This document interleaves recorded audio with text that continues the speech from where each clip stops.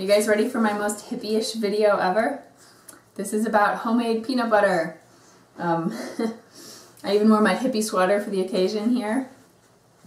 So, let me start off by saying I was raised on like the conventional, like normal American peanut butter, like Jif or Skippy or whatever. But Mike has always liked the natural peanut butter. So we've been buying the, you know, whatever, the kind of fancy natural peanut butter that you kind of usually have to stir. And it's pretty expensive. It's like maybe $4 a jar. So not too long ago I found peanuts in bulk on sale. And so I decided to try making my own peanut butter to see how it would compare and, you know, if it would be cost savings. And it definitely is. So recently, again, unsalted peanuts were on sale, so I got a huge bag. This is 3 pounds of peanuts. They were on sale for $2 a pound, so I paid $6 for that. And I'm going to walk you through just how ridiculously easy it is to make your own peanut butter. And then we're actually going to do the math and figure out how much it costs to make peanut butter out of those $6 worth of peanuts. So, other things on the plus side are that when you make your own, you know exactly what's in it. You can control the amount of salt and sugar. It's going to have well, pretty much 0 preservatives, but definitely less preservatives. All you need is a blender or a food processor. A food processor is better, but I don't have one. I just have a blender, so I'm just going to use a little bit of oil so that it will mix better. What else, Alice? It's a lot less waste. If you buy your peanuts in bulk, you just have bags, so there's no packaging. And then you can just keep you can recycle your old peanut butter jars and refill them. You can also get a little bit creative and add something special to your peanut butter if you want, but I'll show you that in a second. So I'm going to start off by measuring out how many cups is in my 3 pounds here. Alright, this is the 11th cup, so there were actually 11 cups in that bag. So 3 pounds makes 11 cups. I'm going to start off with 2 cups at a time in my blender. You can roast the nuts ahead of time in the oven, but I don't bother. They have enough flavor already. So I'm going to start them chopping. Okay, so it just chopped for about 10 seconds, and you can see it just sort of looks like peanut meal. I'm going to stir it up a little bit. But because my blender is not as good as a food processor, I'm going to add a little bit of oil.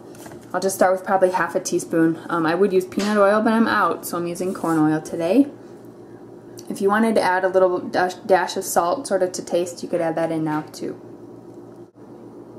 So I am using a full teaspoon of oil right now, and I've just been, you know, a process of turn it on for maybe 5 seconds or so, turn it off, stir it up a little bit until you'll see it's starting to come together now as like more of a peanut butter, and it'll circulate on its own. So let me show you what that looks like.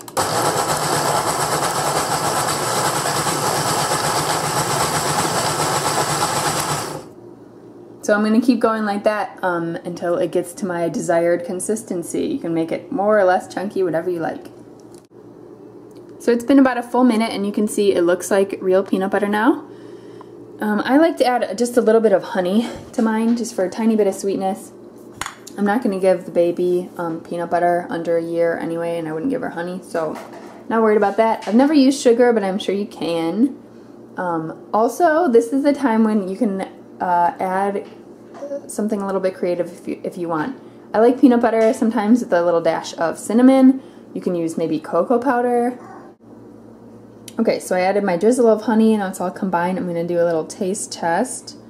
And if it tastes good, I'm going to start refilling my jar. I know it looks terrible. It's just been through the dishwasher, but it's a clean jar.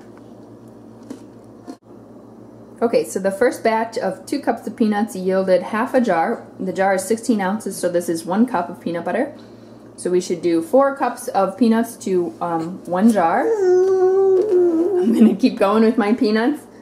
And here, Alice, say hi. Hi. Hi. Yeah. And I will give you a cost breakdown in a second. Alright, the second batch is done, so I should be able to fill up the rest of my first jar. Subsequent batches, after the first one, take usually less oil because everything is already like all lubed up. If you're concerned about it, you can also try using more honey and less oil.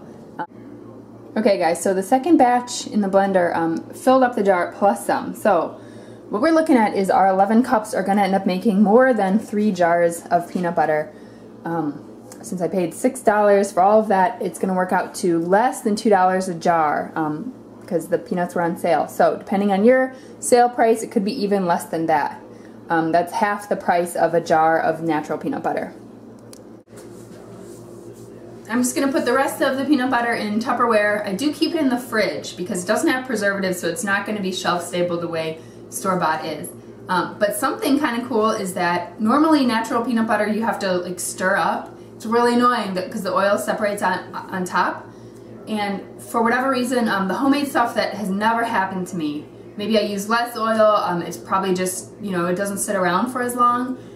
So I never have to do that. Mike and I always fight over who has to stir up a new jar, but this eliminates that. You can also keep it in the freezer, so you can make a big batch like I'm gonna do today and then save it, you know, for down the road. I haven't done it yet because I haven't found them on good enough sale, but I'd love to try the same thing with like almonds, sunflower seeds, any nut really. Half price is a pretty good savings, plus you're saving the packaging like I said, so, and a trip to the store. So there you go, homemade peanut butter. This is our crunchiest tutorial. Ha ha.